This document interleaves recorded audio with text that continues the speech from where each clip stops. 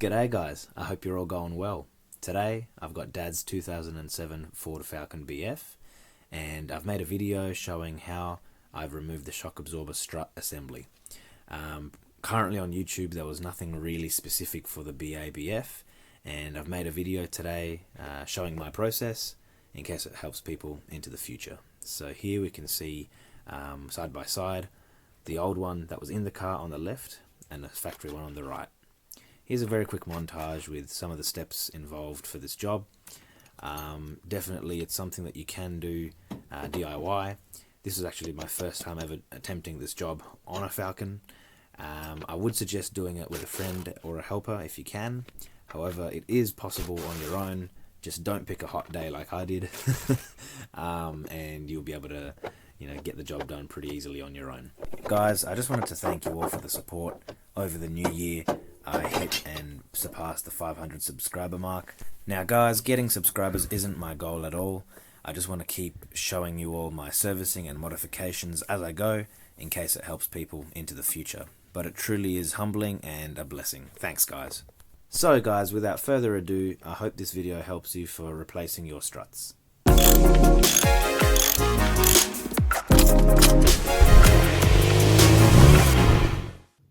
Alrighty guys, taking you all right from the very beginning. You want to take your wheel off and make sure you can put your car on some jack stands, because the last thing you want is your car falling over or falling onto you. So make sure you put your pride and joy shitbox mum's car on a jack stand. There's a couple bolts that we need to remove at the top. So there's 3 for the strut top, 2 here for the expansion tank. You've got 2 19mm, I should say a nut and a bolt head. And down at the bottom of the actual strut assembly itself, you've got 1 nut and bolt holding it on. A 22mm nut on this side and a 24mm on this side. Alrighty, what I started off with was just lubricating all of these nuts and bolts, just to make them a lot easier to be removed as we go. And also, last thing you want is dry nuts. Otherwise, you may end up stripping some nuts. Now, stripped nuts also doesn't sound very good either. Alrighty guys, so yep, let's remove these bolts right at the top first. 2 10mm bolts. With that done, you'll be able to lift up the actual expansion tank and set it aside out the way. You just want to lift it up. There's only 1 plastic lug at the back, clipping it into the body, and you'll be able to lift it up and out the way. Awesome guys, with that done, get rid of that leaf, get some more penetrant, and just spray these nuts at the top. With that starting to soak, I actually started off going through with the 2 19mm points here. So there's a square headed bolt, which is a 19mm spanner, went on very, very well, and then the 19mm nut on the other side. Now what I found, it was on really tight. So here's a trick guys, if you've got a long extension and a massive socket, you can then slip that on to give you extra leverage, and that's what I used to crack this bolt loose. Now I found I didn't actually need to hold that square headed end of the bolt, but if you find yours is moving, you'll be able to keep your spanner on there to keep it from spinning. Epic. With that done, what that's going to let you guys do is actually separate the wishbone ball joint here. I used a rubber mallet, and you just pop it straight up. That's it. Again, yours might be a little stiff, but with a rubber instrument you'll be able to move that out the way. Next up, we've got this brake line, and there's a grommet here that attaches it to the back of the brake caliper. It just pulls straight out. With that done, I took my attention to the actual ABS sensor. It's an 8mm bolt, and it was on very tight guys. I actually didn't use any penetrant. You can see it fell off. You want to make sure you don't round your bolt head here. So to give you more leverage, get yourself a spanner, use the ring end, and you'll be able to actually use it to give you extra leverage, like so. And this is the longest thread ever. With that bolt out, you'll be able to go through and remove very carefully guys. Be careful, you can remove that ABS sensor. You want to make sure you don't damage it on the way out, so just be very careful. just very slightly jimming it, controlling it as it pops out. Beautiful. You'll be able to set that aside so you don't damage it as you're working ahead. Alrighty guys, so here we've got our 22mm nut. So I used a 22mm socket here, and on the other end is the 24mm. What I found on removing the 22mm nut on the other side, I had to use a breaker bar. So this is a short extension attachment, and then I used the breaker bar on the other side to break loose the nut. Now I got lucky, the 24mm bolt head here wasn't spinning as I was undoing the nut, and you may find that yours is spinning. You'll probably have to put a 24mm spanner or a socket on this end to hold it in place, but on the other side I found that the 22mm nut was just coming out on its own. So here, once the nut was out, I found the rubber mallet again came into its own, able to just safely tap out that bolt. Beautiful. So that's the bottom of the strut done, and now we can take our attention to the top. We can see it's nice loosey-goosey. Very good, very good. So all that's holding it in place now are those three nuts at the top, the 17mm ones, and we can go over to this stage and loosen these up. Now on the passenger side, guys, you have to be a little bit more careful. The access is a little bit more limited, but it's the exact same principle here as well. I found the deep sockets with extensions really helped out on the passenger side.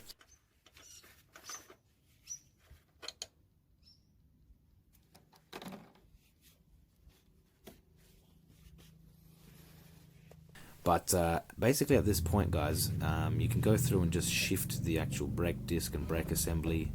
I rotated it towards the inside of the car, and here we can see a bit of my struggles. What you want to do is actually hold the strut upward and push down on the brake and, you know, lower control arm assembly, and the base of the strut will just pop straight out.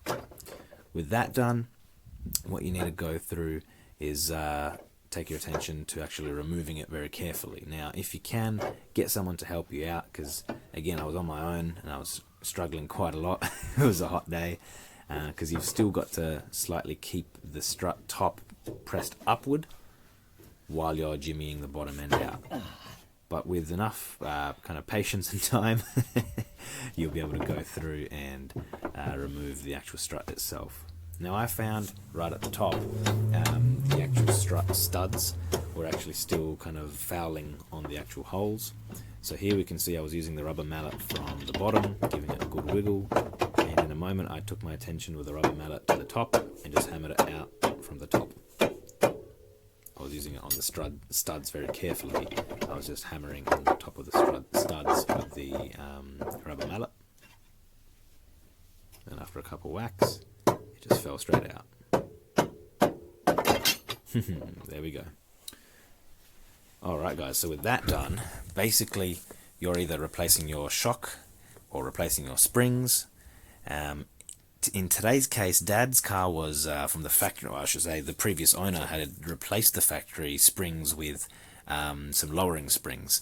Now Dad, it was his work car, was scraping everywhere, so I wanted to go and chuck him a standard spring. Instead of just swapping the springs over, I just decided to swap in a whole complete unit. So here guys, you can see I've used the rubber mallet to hold the actual, I've got the e-gas here, the LPG dedicated factory gas model, and you need to hold this plate in place of where those holes are. You want to make sure you get clearance for the top of the actual strut top here, and making sure the studs of the strut top can actually fit through the holes. This, guys, is where it will help having a helper. You'll be able to maneuver and slot the actual studs into the holes at the top. And again, this takes a lot of patience if you are on your own. I found once I got it through, I just left the nuts on kind of halfway, and doing that just makes it easier for later on, which is really, really good.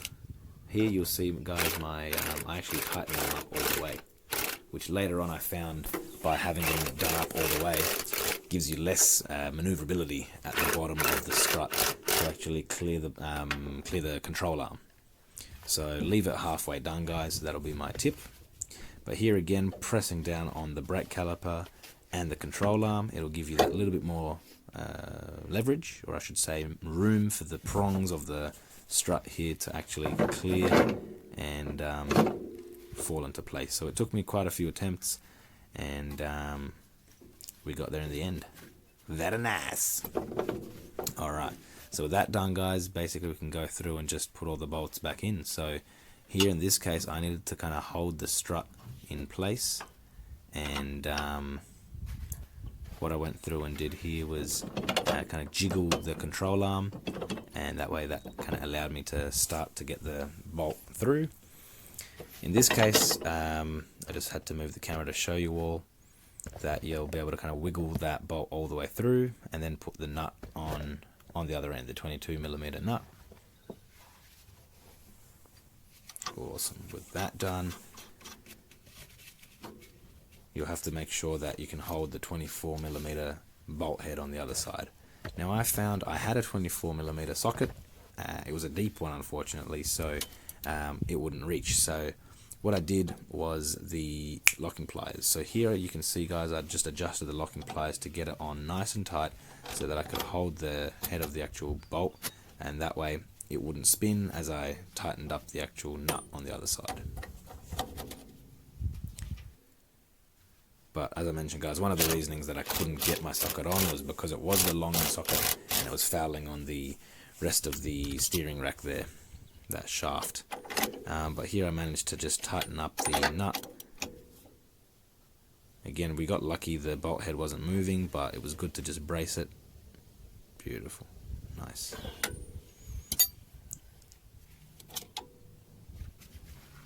Alrighty, guys, with that done, we can go through and install our ABS sensor. Now here, guys, the more astute of you would have noticed that originally the ABS wiring was through the two prongs of the base of the strut tower here. However, on my own, I'd actually forgotten to actually do that and reroute it under the prongs. So if you've got a helper, that'll definitely make it a lot easier. Next up, guys, we want to reinstall the wishbone ball joint here, and it just presses down just like that. That's awesome. Then we can go get our 19mm bolt and the nut and tighten the two together.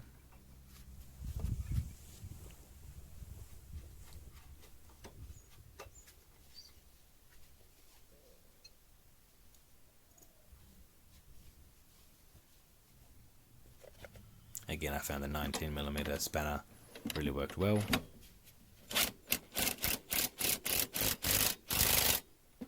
Awesome.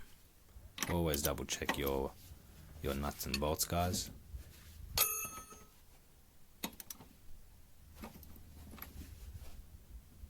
Nice. Alrighty, so that's basically the bottom of the strut done, wishbone ball joint done. Now we can just go tighten up the top of the strut top nuts. That's a bit of a mouthful, guys. Say that very quickly 10 times. Alright, with that done, basically that's the job done, guys. You can go through and install that expansion tank back in its place again, and that's the job done. Easy as that. You know, it was very fiddly in a few areas on my own, but very, very doable, and you know, very, very, what do they say, like a worthwhile your time if you are DIY minded and want to learn how to do the job, learn some skills, and you know, save a bit of money as you go. That's it, guys. So yeah, you will need some tools, which in a sec I made a quick little montage video of some of the things you'll need. But anytime, guys, you know, if I can help with these kinds of queries as you're going, you know, feel free to let me know. Again, these videos generally are the first time I'm doing these jobs on a Ford Falcon. I'm learning as I'm going. But, you know, again, with basic tools, with a bit of time and patience, you'll be able to, you know, get these kinds of jobs done on your own at home. Beautiful. So here, I was just putting on the lug nuts, and that's the job done. Beautiful. Awesome, guys. So never forget to flick something for luck. So today, let's go flick the top of these strut tops here. Beautiful. And with that done, I want to just quickly show you all some of the tools that you'll need. As I use them in the video, things like the 8 to the 24mm sockets and spanners, the breaker bar, rubber mallet, lubrication, locking pliers, jack and jack stand. That was about it, guys. So I hope the video helped. Please let me know if it did in the comments. Dad's car used to be at kind of 2 fingers. He was scraping everywhere, and now he's at about 5 fingers. So he fails the shoe test, but at least he gains the practicality as a work car. Awesome. So again, guys, yeah, let me know if this video helped. As always, thank you for all the support. Thanks, guys, for watching the videos, commenting. Feel free to follow me on Instagram. Keep in touch over there. And until next time, guys.